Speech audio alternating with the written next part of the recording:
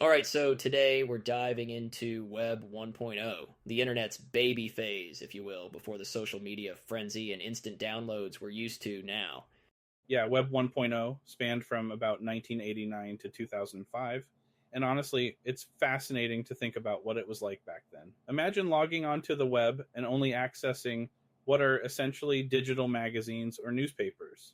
No posting, no sharing, no commenting. It was all static pages. Right, read only in the truest sense, huh? You'd pull up a site, scroll through, and that was it. No likes, no retweets, just static content staring back at you. Exactly. And the coding required was all manual, pure HTML, written line by line. And before the days of CSS, you can imagine how creative you had to get. Oh, and when you say website, it's totally worth noting that these weren't the polished custom sites we see today. These were more like what online diaries and Tamagotchi graveyards slapped onto the internet. Yeah, or those bold MySpace like aesthetics, except without the functionality or even the music. I remember making my first website in the late 90s. It was an incredibly humbling experience. You'd fight with tables, inline styles, and those animated GIFs. Don't even get me started. Back then, web design was mastering how to code new things onto your page without breaking everything else. But the lack of interactivity, that felt limiting. If you published a page, it was set in stone until you manually updated the code. So, kind of like a one way street. You could put stuff out there, but the web didn't talk back to you yet. Exactly. There were no comments, no discussions, just this sprawling collection of static pages. But, for early internet users, that was exciting. The novelty of even being able to access information globally was amazing. But let's be honest here, it was also a bit of a mess visually. Like, I'm picturing all this text crammed together, hard to read fonts, and what? Bright neon colors. Oh, the neon colors. And don't forget Comic Sans. That was everywhere back then. And don't discount background textures that almost blinded you. Ah, the good old days. Hard to imagine that chaos paved the way for the sleek, ultra responsive designs we see today. It really did. Web 1.0 laid the groundwork. Despite all its quirks and limitations, it carved out the foundation of what the internet has become. Building on that foundation, early web navigation was a game changer. Before Google dominated search, do you remember using things like Yahoo, Directory? Oh, absolutely. Yahoo! Directory and DMOs were the go-to methods for finding websites in those days. They were manually curated, actual humans sitting down and categorizing websites into neat little folders.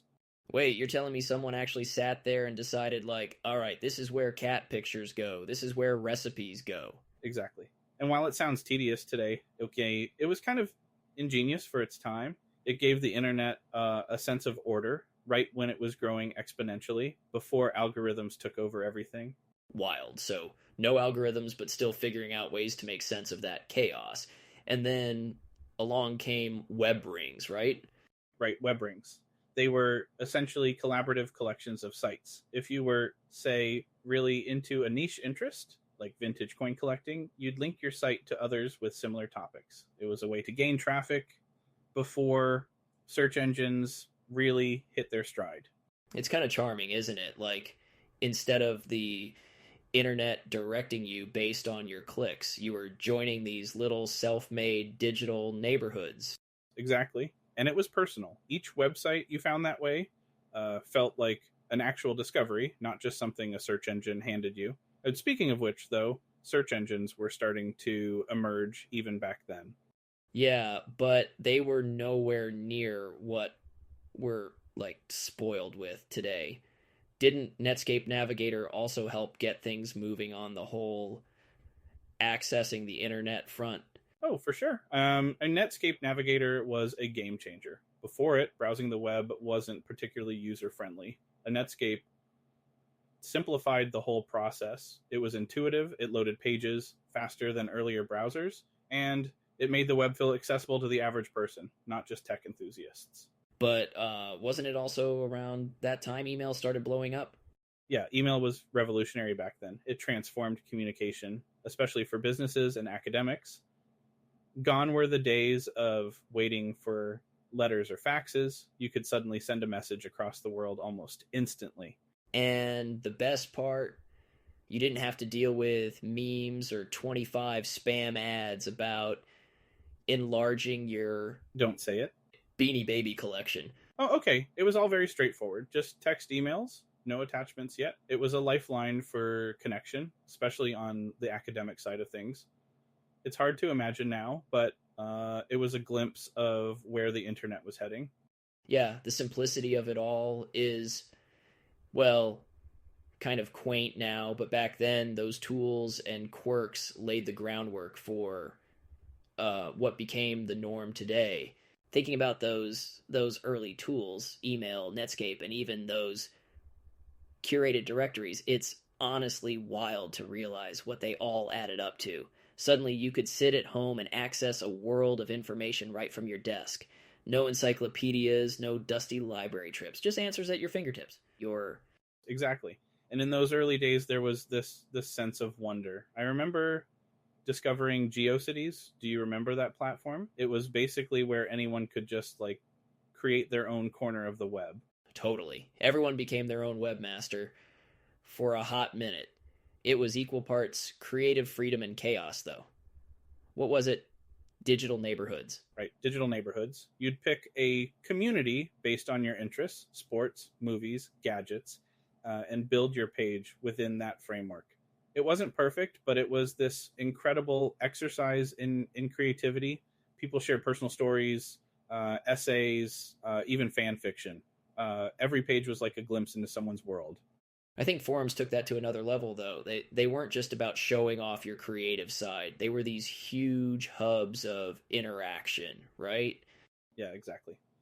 With forums, it became much more about collaboration and dialogue. You'd join a thread about your specific hobby or interest, and suddenly you were connecting with people all over the world who shared your passion. It was like, for the first time, geography didn't matter. Could you imagine how exciting that must have been for, say, someone living in a small town? Like, you'd go from knowing, two people with similar interests to chatting with hundreds instantly. Exactly. It really broadened perspectives. You could go from reading a Star Trek fan blog to debating theories on a Trek forum. It created these shared spaces where people felt genuinely connected, and that was groundbreaking for its time. And it wasn't just for fun either. Like, sure, there were cat pictures and questionable HTML art, but people started using the internet for real productive things too, didn't they? Right. It went from playful exploration to genuine utility, and students suddenly had more research material at their fingertips. Small businesses began dipping their toes into the online world. Even schools were experimenting with digital classrooms, which seems quaint now, but back then it was revolutionary.